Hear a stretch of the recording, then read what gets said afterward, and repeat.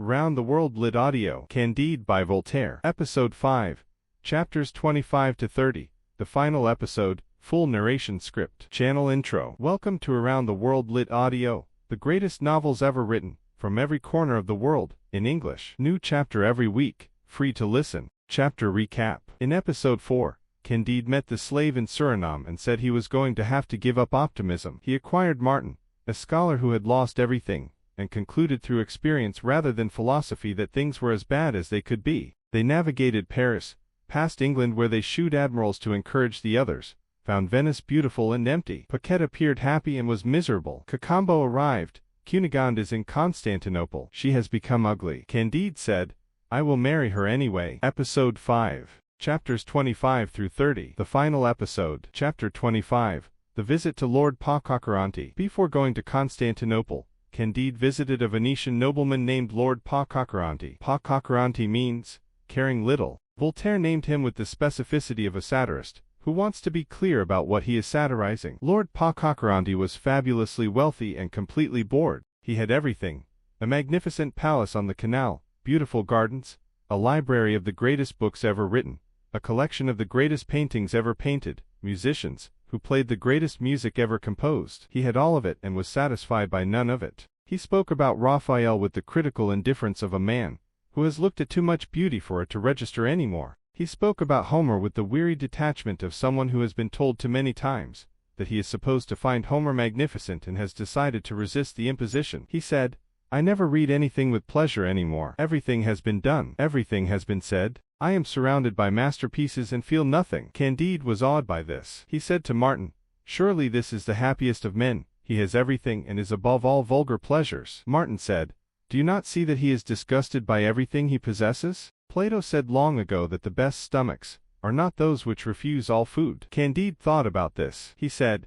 so the happiest man is not the one who has the most but the one who can still want things. Martin said, approximately. They left Lord Pococurante's palace and continued toward Constantinople. Chapter 26. A supper with 6 kings. On the way, Candide encountered 6 men at an inn who turned out, through a series of coincidences, that Voltaire deploys with the cheerful impossibility, that is his signature, to all be dethroned monarchs. Kings who had lost their kingdoms, and were now traveling in reduced circumstances, dining together as equals in the way that fallen grandeur sometimes creates its own fraternity. Candide listened to their stories. Each had lost a throne. Each had a specific history of how the throne had been lost, through war, through revolution, through the specific mechanisms that history applies to the powerful when it decides to apply them. Each was managing the loss in their own way, with the varying degrees of grace and bitterness that people bring to losing everything. Candide thought, these are men who had everything a person could want, and it did not protect them. Martin said,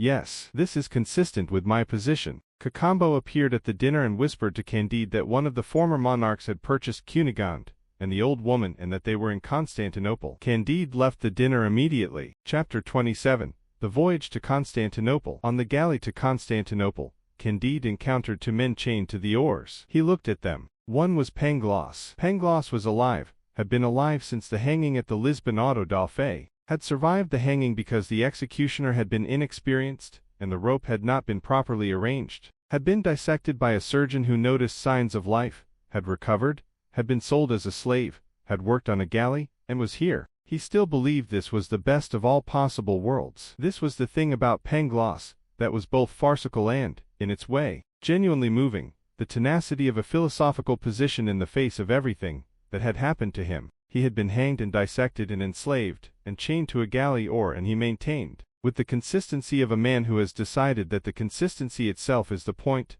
that everything was arranged by Providence for the best. The other man was the Baron's son, Cunégonde's brother, who had been stabbed in the gut by Candide in Paraguay and had recovered, and had been enslaved and was here. He also maintained, with the consistency of a man who has decided that consistency itself is the point, that Candide could not marry his sister. Candide paid for their freedom. He paid without hesitation, had the money, used it, did what needed to be done. Then he told the Baron's son that he would be marrying Cunégonde regardless of the Baron's son's position on the matter. And the Baron's son maintained his position, and Candide maintained his, and this particular argument had not, and would not reach a resolution. Chapter 28.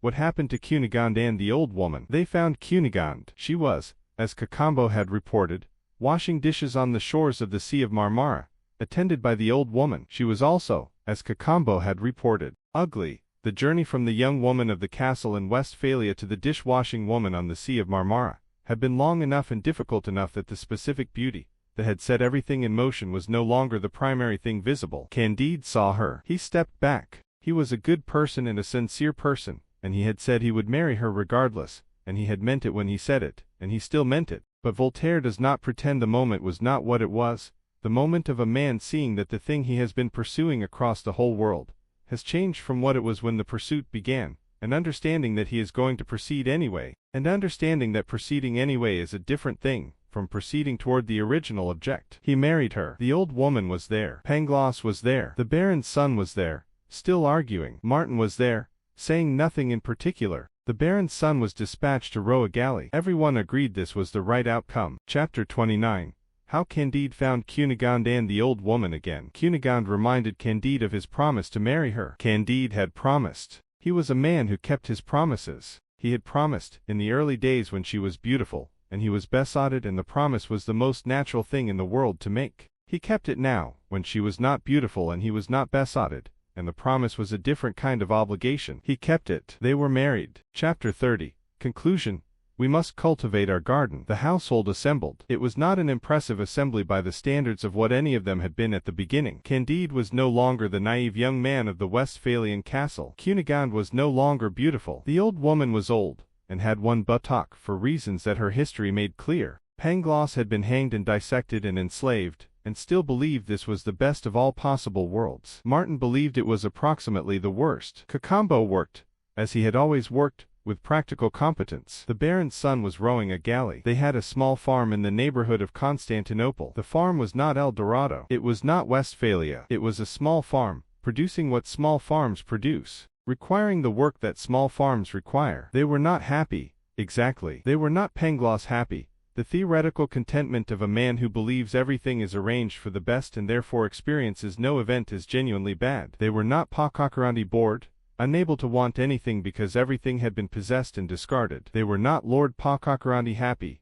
and not catastrophically miserable. They were something more modest and more honest than either. Pangloss, as was his habit, offered philosophical consolation. He said, "All events are linked in the best of possible worlds. Had you not been expelled from the beautiful castle with great kicks, had you not been put to the Inquisition, had you not traveled America on foot, had you not stabbed the Baron, had you not lost all your sheep, you would not be here eating candied citrons and pistachio nuts." Candide said, "That is well said, but we must cultivate our garden. We must cultivate our garden." This is the sentence. This is the conclusion. This is what Voltaire spent 250 pages building toward through the war and the earthquake, and the auto da fe in El Dorado, and the slave in Suriname, and the 6 kings at the inn, and Pangloss maintaining his position through everything, and Martin maintaining his position through everything, and the two of them never resolving their argument, and Cunégonde washing dishes, and the old woman still alive after everything she had been through. We must cultivate our garden. It is not a romantic conclusion. It is not the triumphant ending of a story in which the good are rewarded and the bad are punished. It is not Pangloss' best of all possible worlds,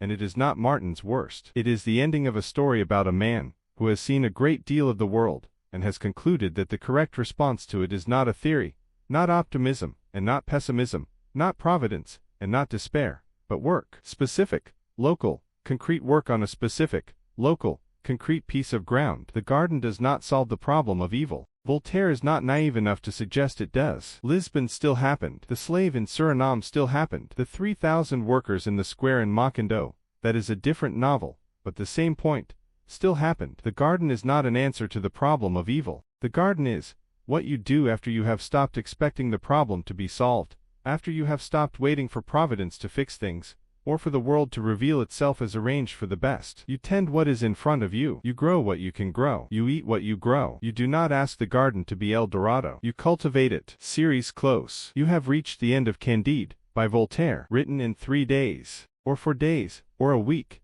Voltaire always gave different accounts, and the true answer does not matter. Published in 1759 under a pseudonym. Seized by the authorities in Paris and Geneva and condemned by the Catholic Church. Translated into every European language within a year. Never out of print since. What Voltaire argued, through Candide and Pangloss and Martin and the old woman in El Dorado, and the 6 kings in the garden, is this. The world is not arranged for the best. Suffering is real and cannot be explained away by a theory that says it is secretly for a purpose. But the response to this is not despair, which is the other theory, the one that Martin carries. The response is the garden, the specific, local, imperfect, productive, quietly dignified practice of tending what is yours to tend. We must cultivate our garden. It is the most useful sentence in French literature. Thank you for listening to Candide on Around the World Lit Audio. Subscribe so you never miss a chapter. A new episode arrives every week.